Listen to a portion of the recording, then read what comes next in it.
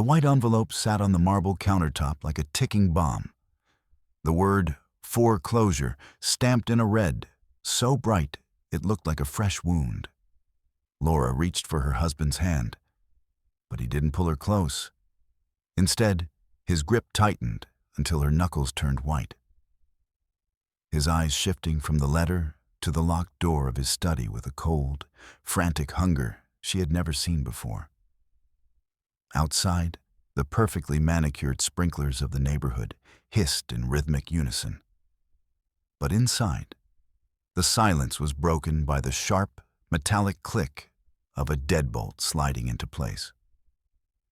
Hours later, Lora knelt in the dark hallway, a thin steel hairpin trembling in her fingers as she felt the lock of her husband's private office finally give way. The blue light of the computer monitor flooded her face, revealing a trail of digital breadcrumbs that led to a life she didn't recognize, as a heavy footstep creaked on the floorboards behind her. She realized the man sleeping in the next room wasn't the person she'd shared a bed with for 20 years. He was a stranger who had turned their entire existence into a masterfully crafted lie. The coffee machine hissed as the last drops of espresso splattered into Lora's porcelain cup, the bitter scent cutting through the thick perfume of the boardroom. She didn't flinch when the chair beside her scraped against the hardwood. Just adjusted the angle of her tablet, fingers brushing the screen to wake it. The numbers glowed back at her, neat and obedient. "You're cutting it close," murmured Diane, her voice low enough that the others wouldn't hear. A manicured nail tapped the rim of her own cup, the chipped polish the only flaw in her polished exterior. The school board's already asking questions. Lora exhaled through her nose, the sound lost beneath the hum of the projector.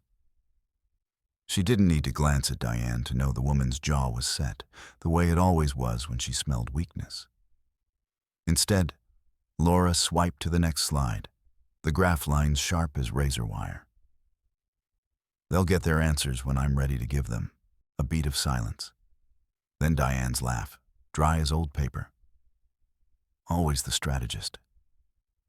She leaned in, close enough that Lora caught the faint metallic tang of her breath. Too much red wine last night. But even you can't spin this forever. The door swung open before Lora could answer. A gust of cold air rushed in, carrying the sharp tang of rain and the muffled shouts of protesters outside. Lora didn't turn. She didn't need to. The way Diane's shoulders tensed was answer enough. The first drop of water hit the window pane, slow and deliberate. Then another. The glass fogged where someone's palm had pressed against it, smearing the view of the parking lot below. Lora's fingers twitched toward her phone, but she stilled them. Control, always control, always. Diane's voice dropped to a whisper. "They're not leaving." Lora finally looked at her. The other woman's eyes were too bright, her smile too tight. For a second, Lora saw the cracks, thin as hairlines. But there. She reached for her coffee. The cup was still warm. Standing at the head of the long oak table, Lora smoothed the front of her theory blazer, ensuring not a single wrinkle marred the presentation of her authority. She was the president of the Naperville Parent-Teacher Association, a title she wore like armor. As she flipped through the glossy pages of the annual charity report, showing the steady upward climb of the fundraising graphs, she felt the familiar hum of admiration from the room. The air was thick with the scent of expensive lattes and the subtle floral notes of her own perfume. The gala raised 40% more than last year, Lora stated, her voice a polished instrument, steady and resonant. She tucked a stray chestnut lock behind her ear, a gesture calculated to appear effortless. The other mothers nodded in rhythmic unison, their eyes fixed on her with a mixture of envy and reverence. Lora smiled, the kind of smile she used for real estate listings, bright, welcoming, and entirely impenetrable. In Naperville, image wasn't just a preference, it was the currency of survival. The meeting adjourned with the usual social choreography, a flurry of air kisses and promises of lunch. Lora stepped out into the crisp Illinois afternoon, her heels clicking a sharp, confident rhythm against the pavement. The suburban silence was a comfort, a testament to the order she helped maintain. But as she reached the front porch of her colonial-style home, the symmetry of the white columns felt suddenly oppressive. A mail carrier was waiting by the door, a thick envelope in his hand. "Mrs. Benson, need a signature for this one," he said, his voice carrying a note of pity that Lora found instantly grating. She took the envelope, her fingers brushing the rough, heavy paper. A bright red stamp glared back at her. Urgent. Notice of foreclosure. A chill that had nothing to do with the autumn breeze crawled up her spine. Lora tore the edge open, her movements jerky, ignoring the man as he lingered for a moment too long. Her eyes raced across the lines, snagging on words that felt like physical blows.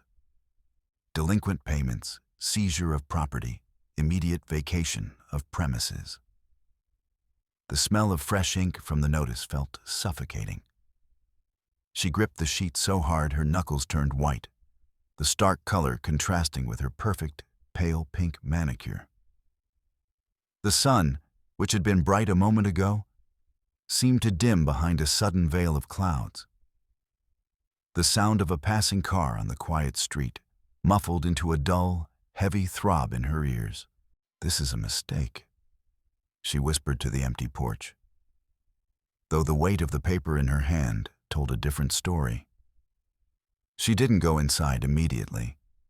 Instead, she stood there, watching a neighbor's sprinkler pulse rhythmically across a lawn that was no greener than her own. The notification wasn't even for their current address. It listed a property on the outskirts of town, a house Mark had supposedly sold 5 years ago to diversify their portfolio. Driven by a sudden, frantic need for clarity, Lora bypassed the kitchen and headed straight for the basement.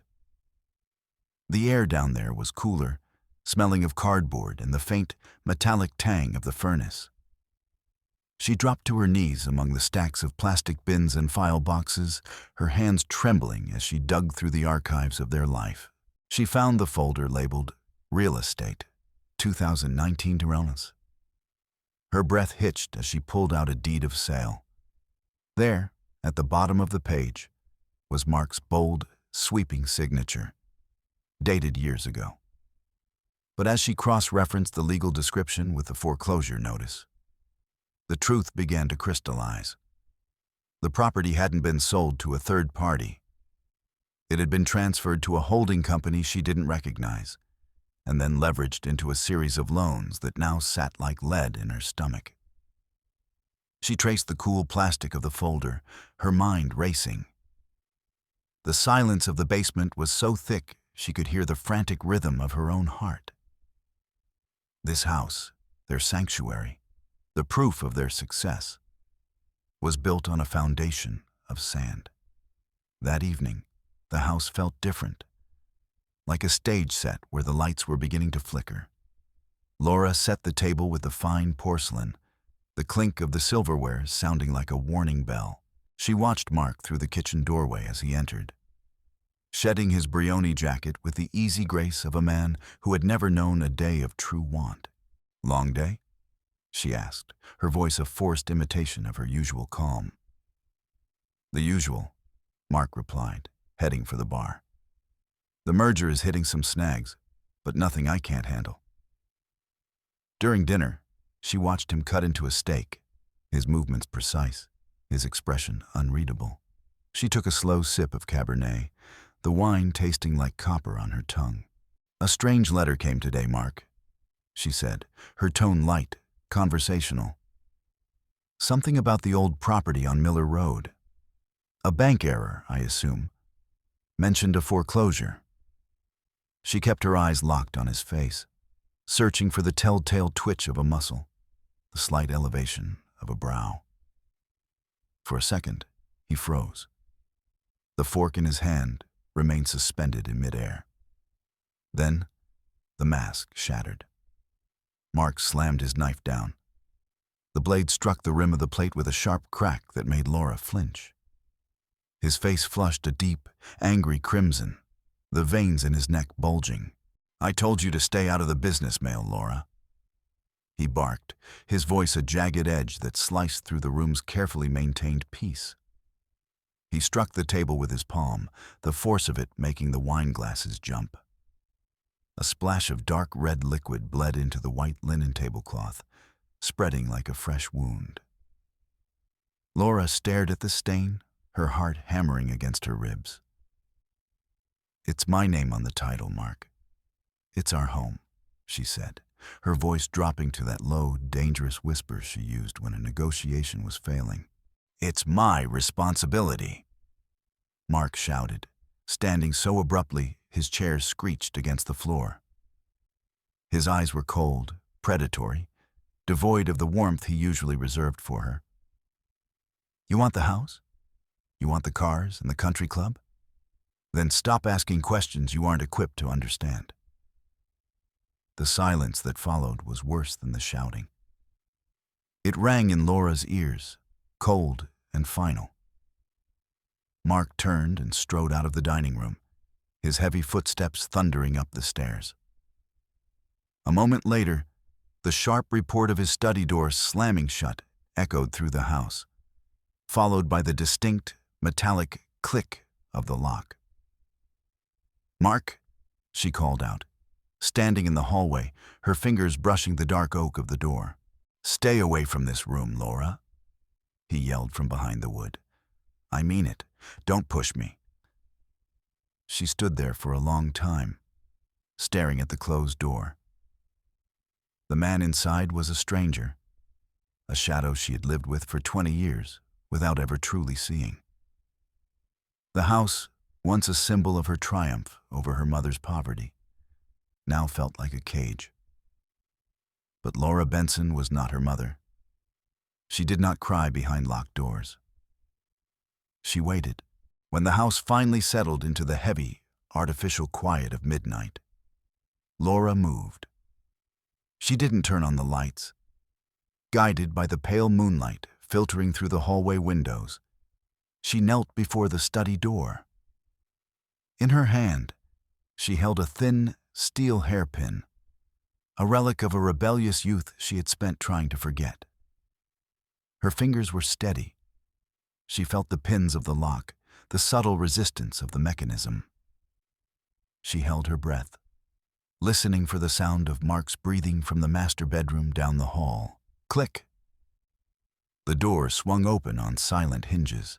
The study smelled of Mark, stale tobacco and expensive leather. She sat in his chair, the leather still holding a ghostly warmth. The blue light of the computer monitor flooded her face as she bypassed the login screen with a password she'd guessed months ago, a combination of his first car and the year he'd made partner. She navigated to the private banking portal. Her throat was so dry she couldn't swallow. When the screen finally loaded, she stared at the balance of their primary savings account. 0. A cold sweat broke out on her forehead. She checked the reserve fund, the kids' college accounts, the rainy day portfolio. Each one had been systematically bled dry. The transactions were a blur of numbers, a digital trail of theft that led back months, years. She leaned back, the leather creaking beneath her. Every gift, every piece of jewelry, every investment he had bragged about. It was all a fiction. He hadn't been building a life. He had been dismantling it. She noticed a recurring name in the wire transfers: Orion Consulting. She opened a browser tab, her fingers flying across the keys. The search returned nothing. No website, no LinkedIn profiles, just a shell company registered in a Caribbean tax haven. She grabbed a notepad from the desk, her pen scratching feverishly as she mapped the dates. A massive transfer on their 15th anniversary. another on the day she'd signed the papers for her own boutique agency. He'd been stealing from her even as he toasted to her success. The bitterness rose in her throat like bile. She looked at the notes, the evidence of a 5-year betrayal. This wasn't just a financial crisis. It was a total erasure of her reality. She walked back to the bedroom, her movements ghost-like. Mark was asleep, his chest rising and falling with a serenity that felt like a fresh insult. In the moonlight, his features looked sharp, alien.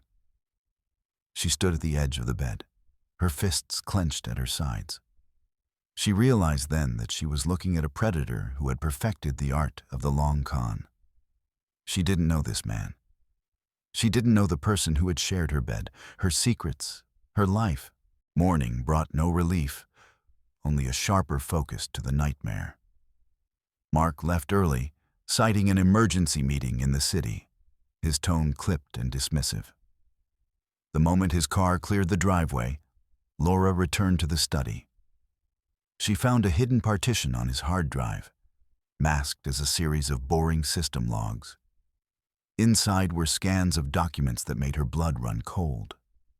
There, in high-resolution detail, was her own signature. It was on mortgage applications, personal guarantees, and high-interest bridge loans. She zoomed in. The loops of the L, the sharp cross of the T. It was perfect. Almost. She saw the minute jitter in the digital lines, the telltale sign of a sophisticated forgery. He hadn't just stolen their money. He had stolen her identity to shield himself from the fallout. The chime of the front door interrupted her thoughts. It wasn't the soft ring of a neighbor. It was a rhythmic, demanding thud. Lora walked to the foyer, her heart in her throat. Through the sidelight, she saw 2 men. They weren't wearing suits. They wore heavy leather jackets that smelled of old cigarettes and the road. "Can I help you?" she asked, opening the door just a crack. They didn't wait for an invitation. The larger of the 2 pushed his way in, his presence instantly shrinking the elegant hallway. He smelled of mint gum and unspoken violence. "Mrs. Benson?"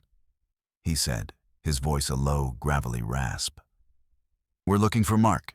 He's been hard to reach." "My husband is at work," Lora said, her voice trembling despite her best efforts. "Whatever business you have." "Business?" The man laughed, a dry, mirthless sound. He stepped closer, his shadow falling over her. Lora saw a tattoo of a coiled viper on his neck, disappearing into his collar. "Mark owes our associates a significant amount of money. Money, he said, you were personally guaranteeing." "I don't know what you're talking about." The man's partner, a thinner, wiry man, with eyes like a bird of prey, walked into her living room. With a casual, flicking motion, he swiped a decorative glass vase off the side table. It shattered against the hardwood, a spray of crystal shards glinting like ice. "He says you're the one with the real estate money, Lora," the big man whispered, leaning in so close she could see the yellowing whites of his eyes. "He says you're the brains, and we want our cut. 3 days. If the cash isn't in the account by Friday, this pretty house becomes a very expensive bonfire, with you inside it." They left as quickly as they had arrived, the scent of ozone and fear lingering in the air. Lora stood among the broken glass, her breath coming in ragged gasps. The walls of her perfect life were closing in, and for the first time, she realized she was entirely alone. She needed to move. She needed to know the extent of the rot. She went to the garage and climbed into the family SUV, her hands shaking so much she nearly dropped the keys. She began searching the vehicle, tearing through the center console and the glove box. Beneath a stack of napkins, she found a crumpled slip of paper. A dry cleaning receipt from a town called Oak Brook, an hour away. Mark had always mocked Oak Brook as too nouveau riche. The date was from last Thursday, a day he claimed to be at a conference in Chicago. One male blazer, one child's party dress, the words blurred before her eyes. Child's party dress. She drove. She didn't think, she just followed the GPS to the address on the receipt. It led her to a quiet, tree-lined street that looked hauntingly like her own, but humbler. She parked her car a block away, beneath the shade of a massive maple tree, and waited. A half hour passed. Then, a garage door opened. A black sedan, not Mark's usual car, pulled into the driveway. Mark stepped out. He wasn't wearing his Brioni suit. He was in a soft cashmere sweater she'd bought him for Christmas, one he'd told her he'd lost at the gym. A woman walked out of the house. She was younger, with blonde hair pulled back in a messy bun, wearing a simple floral dress. Mark met her halfway and kissed her, a long, familiar embrace that spoke of years, not months. He handed her a bag of groceries, his face relaxed in a way Lora hadn't seen in a decade. Then, the front door flew open. 2 children, a boy and a girl, no older than 6, ran out onto the lawn. "Daddy, Daddy!" they shrieked, throwing themselves at him.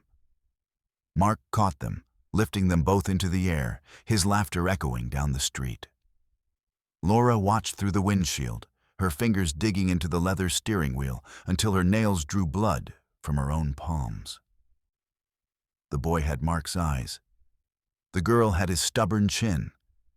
The scale of the lie was so vast, it felt like a physical weight, crushing the air from her lungs. He hadn't just been stealing her money. He had been using it to fund an entire second life. Her agency, her hard work, her reputation. It was all being funneled into this sun-drenched lawn in Oak Brook. She drove back to Naperville in a trance. The familiar streets now looked like a foreign film with the sound turned off. When she reached her office, she bypassed her secretary and locked herself in. She logged into the county's real estate database, using her professional credentials to dig deeper than a civilian could. The deeper she went, the more the horror grew. Their home in Naperville had been used as collateral for 3 separate loans, all of them in default. The money hadn't gone to investments. It had gone to pay the mortgage on the Oak Brook house and the tuition for a private academy in the city. She looked at the names on the documents. Lora Benson. Lora Benson. Lora Benson. He had set her up to take the fall. If the creditors didn't kill her, the law would. In the eyes of the state, she was the mastermind of a multi-million-dollar fraud. She sat in the dark office, the only light coming from the glowing monitor. She was a woman who prided herself on being 3 steps ahead of everyone else. She had spent her life cultivating an image of perfection, of control, and all the while, she had been a puppet in a play she didn't even know was being performed. The door to her office opened. She didn't have to look up to know it was him. Mark walked in, his expression unreadable. He didn't say anything as he walked to her desk and reached out, his hand closing over her smartphone. "I think you've had enough screen time for one day, Lora," he said, his voice low, almost gentle. "I saw them, Mark," she whispered. "The children. The house." He didn't flinch. He didn't offer a frantic explanation. He simply tucked her phone into his pocket. "You were never supposed to see that. It complicates things." Complicates things. She stood up, her voice rising. "You stole everything. You forged my name. Those men came to the house, Mark. They threatened to kill me." "I'm taking care of it," he said, stepping toward her. He reached for the desk phone and, with a sudden, violent jerk, ripped the cord from the wall. "But you need to stop making this harder. For everyone." He walked to the door and turned the deadbolt. We're going home now. We're going to sit down, and we're going to figure out how you're going to help me fix this." The drive home was silent. Lora looked out the window at the passing houses, wondering which of her neighbors were living similar lies. When they arrived, Mark escorted her inside like a prisoner. He'd already changed the codes on the security system. The familiar beep of the alarm was replaced by a red, mocking light. He'd disabled the garage door, too. The house was a fortress, and he held all the keys. "Sit," he commanded, gesturing to the dining room table where the wine stain from the night before had dried into a dark, ugly brown. He went to the bar and poured himself a scotch, the ice clinking against the glass with a sound like breaking teeth. He looked at her, his eyes devoid of anything resembling love. "You think you're so smart, Lora," he said, taking a slow sip. "Always the president of this, the chairperson of that. You loved the status. You loved the way people looked at you. Well, that status costs money. More money than your little boutique agency ever made. Don't you dare blame this on me," she spat. "I'm not blaming you. I'm just stating facts. I did what I had to do to keep you in those suits and those cars. And if I found a little happiness on the side, that was my payment for the service." He pulled a stack of papers from his briefcase and slid them across the table. They were legal documents. A confession of judgment, a transfer of assets. "Sign these," he said. "It admits that you handle the finances. It says I was a silent partner, unaware of the irregularities. You'll do some time, sure. But I'll make sure the kids, the real kids, are taken care of. And when you get out, I'll have a fund waiting for you." "You're insane," she said, staring at the papers. "I will never sign these." "You will," he said, his voice dropping to a dangerous register. "Because if you don't, I'll call those men back. And I'll tell them you've been hiding the money from me, too. They don't have the patience for a trial, Lora." Suddenly, the lights flickered and died. The hum of the refrigerator, the whir of the air conditioning, it all vanished, leaving the house in a suffocating, pitch-black silence. "Looks like the utility bill was overdue," Mark said, his voice a shadow in the dark. He struck a match. The flame flared, illuminating his face from below, casting long, demonic shadows against the walls.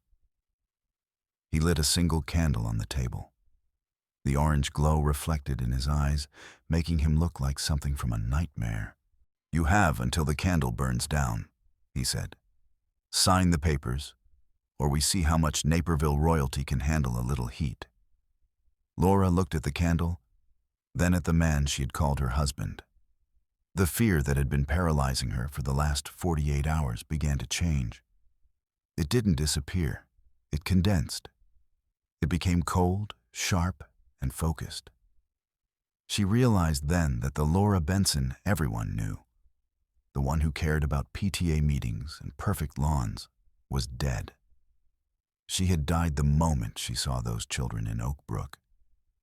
And in her place was something else. Something that had been forged in the same fire Mark was trying to use to consume her. "I need a pen," she said, her voice devoid of emotion. He smiled, a hideous, triumphant expression. He reached into his pocket and handed her a heavy, gold-plated fountain pen. "That's my girl," he whispered, leaning over her shoulder. Always the strategist. As he leaned in, Lora felt the heat of his body, the scent of his scotch. She looked at the paper, the ink glistening in the candlelight. She didn't sign her name. Instead, she gripped the pen like a dagger. "You forgot one thing, Mark," she said. "What's that?" "I'm a better liar than you." With a sudden, explosive movement, she drove the heavy pen into the back of his hand, pinning it to the oak table. Mark screamed, a raw animal sound that tore through the quiet house. He recoiled, his chair flipping backward as he struggled to free himself. Lora didn't wait. She grabbed the candle and threw it at the heavy velvet curtains behind the dining table. The fabric ignited instantly, a wall of flame erupting in the darkness. "What are you doing?" Mark shrieked, clutching his bleeding hand. "I'm destroying the evidence," she said, her voice calm over the roar of the fire. She ran for the kitchen, grabbing her heavy designer lighter from the counter. She didn't head for the door, she headed for the basement. She knew the layout of the house better than he did. She knew about the old coal chute, the one the previous owners had turned into a laundry drop. She scrambled through the small opening, the smell of smoke already filling the basement. She tumbled out onto the damp grass of the side yard, the cool night air hitting her like a blessing. She didn't run away. She stood in the shadow of the neighbor's hedge and pulled a small, secondary phone from her pocket, one she kept for discreet real estate clients. She hit a speed dial. "Elizabeth? It's Lora. I'm sending the files now. Call the police. Tell them there's a domestic disturbance at the Benson residence. And tell them to bring a fire truck." She watched as the orange glow in the dining room windows grew brighter. She saw Mark's silhouette against the glass, frantic, trapped by the very security measures he'd put in place to keep her in. The sirens began a few minutes later, a distant wail that grew into a deafening roar. Blue and red lights danced across the perfectly manicured lawns of Naperville. Lora walked toward the street, her blazer torn, her face smudged with soot, but her head held high. She met the first officer on the sidewalk. "My husband," she gasped, playing the role of the traumatized victim one last time. "He's inside. He went crazy. He started the fire. He was trying to kill me." She handed the officer the small digital recorder she'd had running in her pocket since they'd left the office. "It's all in there. Everything he said." As the firemen rushed into the house and the police tackled a screaming, soot-covered Mark on the front lawn, Lora stood back and watched. She watched as the colonial mansion, the symbol of her perfect, hollow life, was swallowed by the flames. Neighbors began to emerge from their houses, their faces pale with shock. They looked at her with pity, with horror, with the same morbid curiosity people always have for a tragedy. Lora didn't care. She looked at the ruins of her home and felt a strange, terrifying lightness. The bank would take the land. The law would take Mark. The town would take her reputation. But for the first time in 20 years, she could breathe. She walked to the back of a waiting ambulance, her eyes fixed on the horizon where the first light of dawn was beginning to break. The Queen of Naperville was gone, and Lora Benson was finally, truly free.